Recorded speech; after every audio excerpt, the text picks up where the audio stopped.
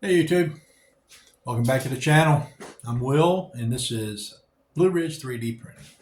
Um, I've been doing this for a little while now, about 8 months. Bought 4 printers, got some more on the way. I've watched hundreds, if not thousands of videos on 3D printing.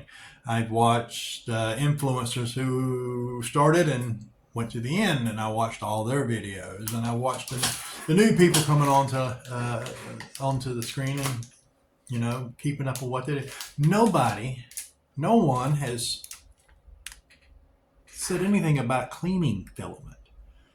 Is that a thing?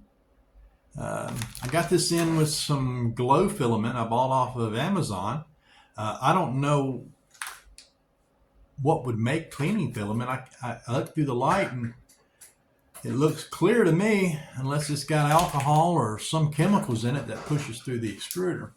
So what I'm going to do is I'm going to plug that into Neo, and maybe I'll make a video about it. Be my real first video. I'll call it Old People 3D Printer or something stupid. Stay tuned.